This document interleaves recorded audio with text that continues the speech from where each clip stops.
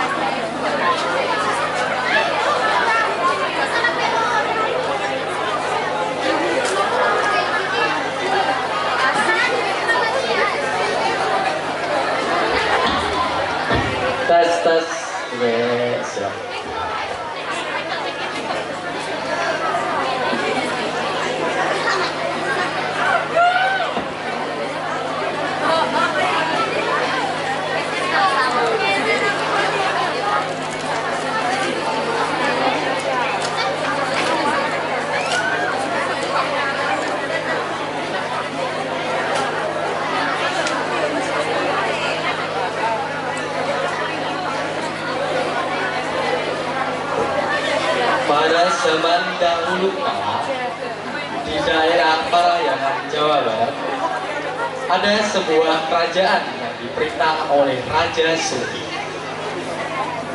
Ia seorang raja yang cakap dan tegas. Umurnya sudah 25 tahun. Namun ia tidak mempunyai pendamping. Memang dia tidak ingin menikah. Suatu hari, ia sedang berjalan-jalan di taman.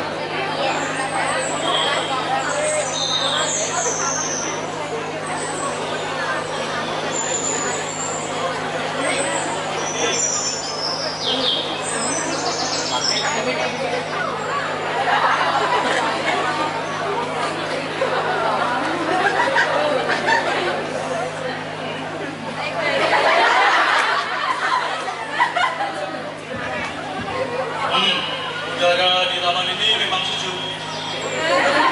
Tiba-tiba terdengar suara tangisan bayi. Bayi siapa itu? Kenapa ada tangisan bayi di sini?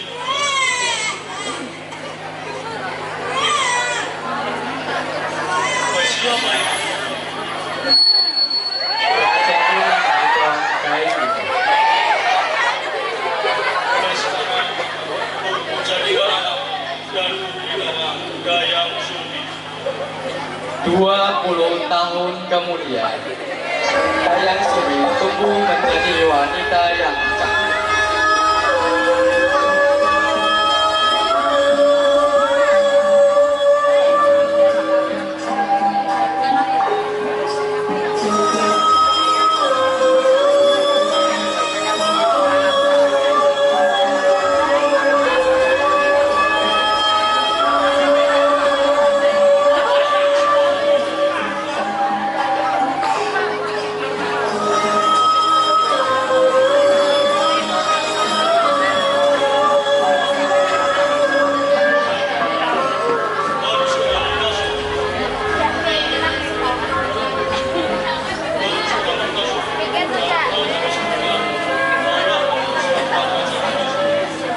Dayang Sumi pun terdiam.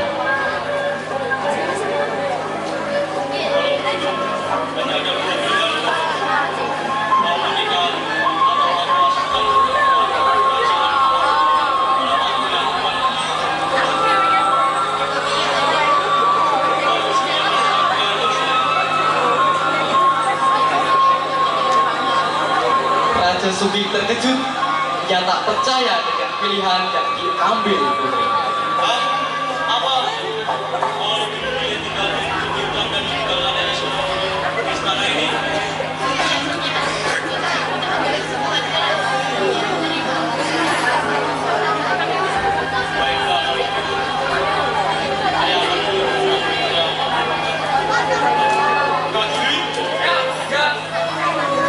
Akhirnya dengan berat hati, sang raja mengizinkan anaknya, Dayang Sumi, untuk mengasingkan diri ke sebuah hutan lebat yang terletak jauh dari istana.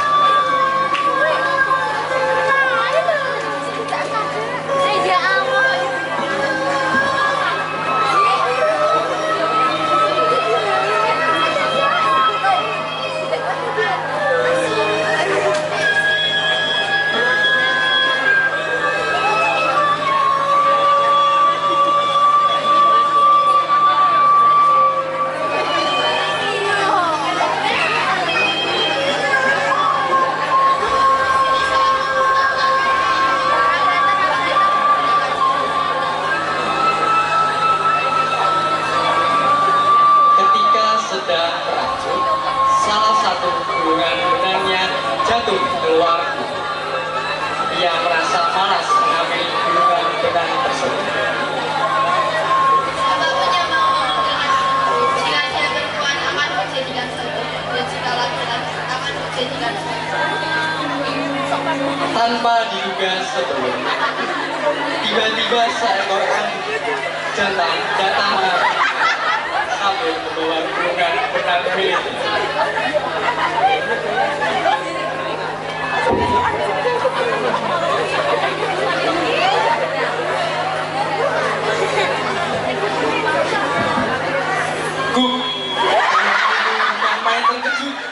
karena yang mengambilkan benangnya adalah seekor anjing. Ia merasa sedikit menyesal dengan sumpah serapah yang baru saja ia ucapkan.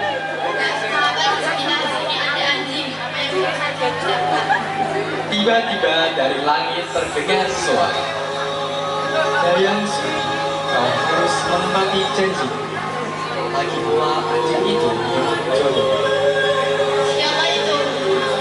Setelah suara itu terdengar, tiba-tiba anjing yang mengambilkan gulungan benang itu menjelma menjadi seorang pemuda tampan. Maka ia adalah lukisan dari seorang dewa.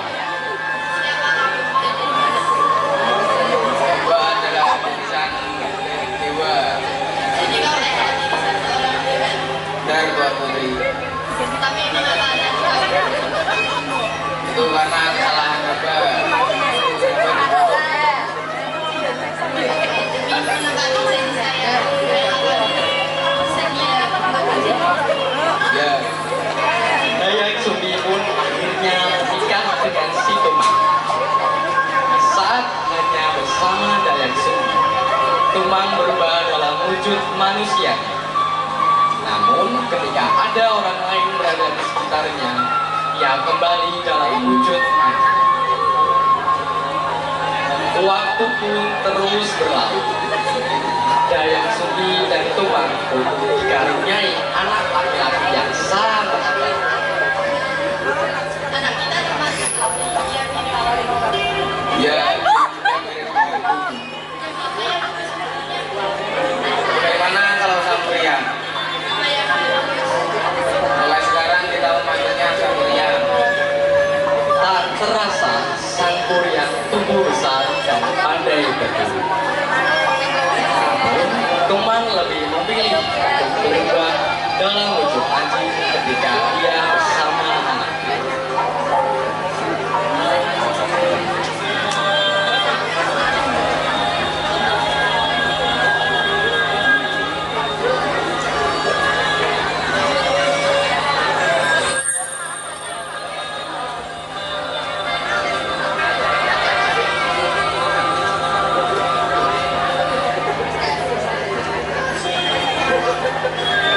Suatu hari saat sang kuryang hendak pergi berburu,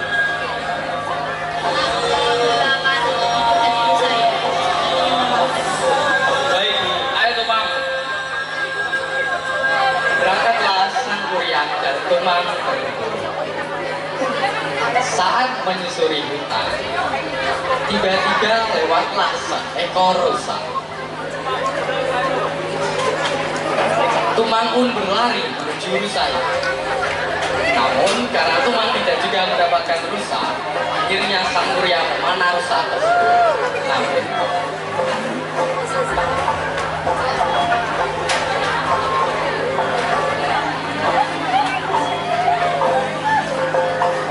Dasar Tumang bodoh, bukannya menyingkir malah menghalangi. Daripada aku pulang dengan yang kosong, lebih baik aku sembelih Tumang dan ku ambil hatinya.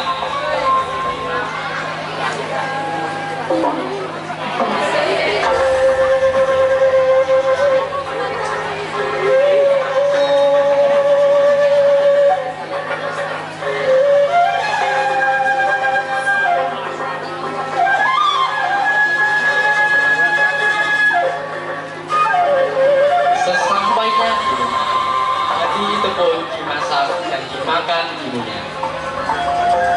Setelah selesai makan, Dayang Sumi yang sedari tadi belum melihat Tumang menanyakannya kepada sang kuryang. Sang kuryang gimana Tumang? Bu, anjing itu sudah aku sembelih dan ku ambil hatinya. Tadi aku suruh dia untuk mengejar rusa, namun dia juga mendapatkannya. Aku mana saja rusa itu, namun anak panahku mah mengarah ke dia, Bu. Apa kau membunuh Tumang? Kenapa, Bu? Tumang itu ayah kandungmu, tega sekali. Baulas Tumas. Ayah kandung, Bu. Mana mungkin ayah kandung bisa ada lagi? Dia adalah urusan dewa yang bagus. Dayang Sumi memukul kepala sang kuryang dengan batu. Baik, Bu. Siang, budi, ciptaan rasa. Ia tak tahu kemana ia akan pergi. Perlahan-lahan menyusuri hutan. Tiba-tiba ia pingsan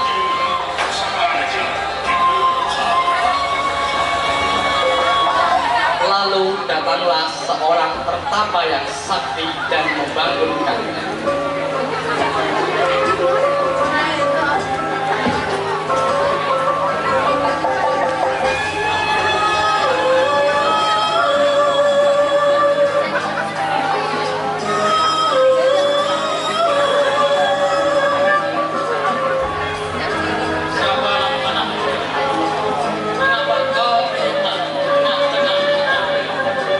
Namun karena benturan di kepala Sanggur yang sangat keras, ia hilang ingatan.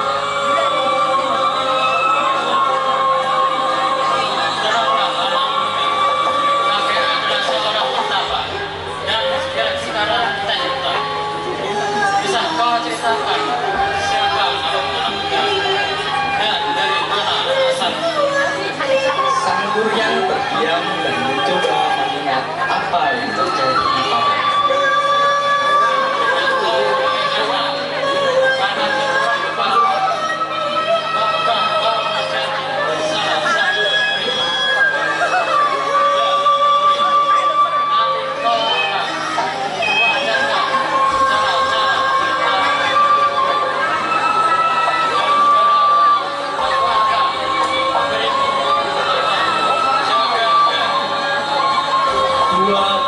Tahun berlalu, Jaka Galuh telah menjadi seorang pendekar yang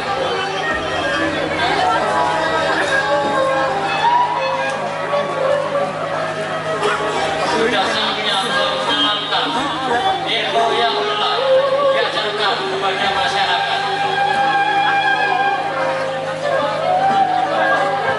Pesan jalan kau berjalan ke arah selatan. Saudara, seperti saja nasihat supaya kau tidak lupa asing dan siap. ia segera tinggalkan pertapa dan pergi menunda. Seperti yang dikatakan pertama, bahwa Jaka Galuh harus berjalan ke arah utara. Namun, entah apa yang mempengaruhi pemuda ini, sehingga ia berjalan ke arah selatan. Ia lupa dengan perkataan pertapa. Lalu dia melihat seorang gadis dan berkenalan.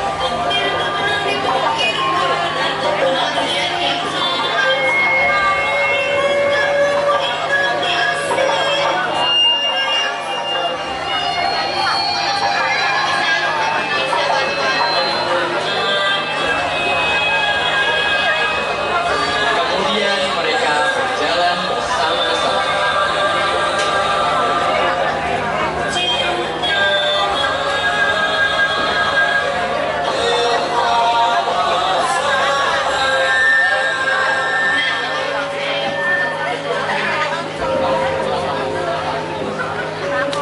Hari demi hari berlalu. Setelah perkenalan itu, Dayang Sumi dan Jaka Galuh semakin dekat dan akhirnya jatuh cinta. Kemudian mereka sepakat untuk melangsungkan pernikahan dalam waktu dekat. Saat Jaka Galuh hendak pergi berburu, ia meminta Dayang Sumi untuk mengikatkan ikat kepalanya. Dayang Sumi, siapa ikat malam ini?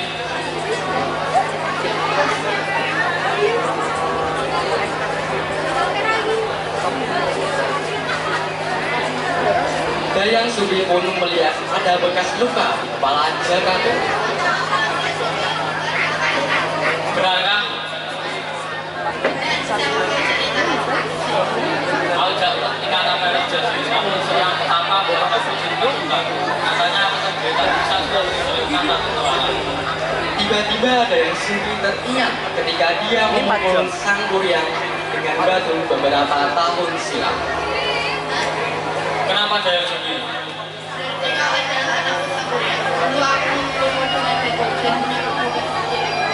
Tidak mungkin aku jalan kali dan tidak mungkin juga kau ibuku. Kalau kau ibuku pasti sudah bisa lanjut dan tidak sedang diri.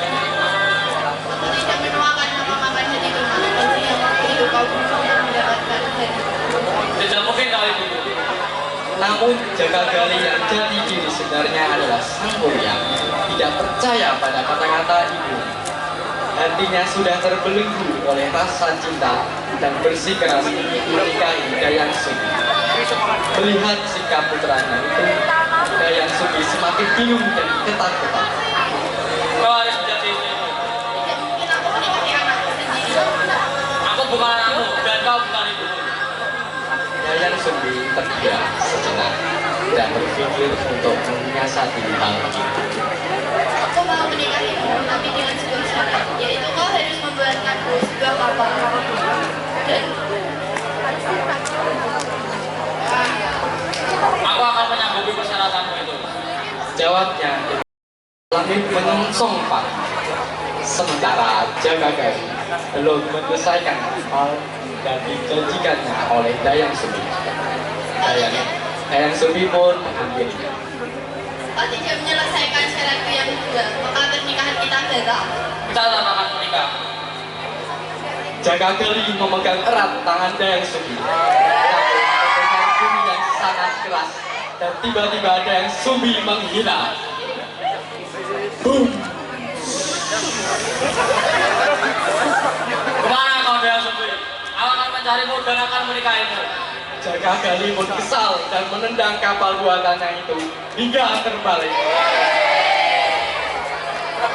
Perlahan kapal itu perlahan membesar dan berubah menjadi sebuah gunung yang hingga kini masih ada, yaitu Gunung Tangkuban Perahu di Jawa Barat.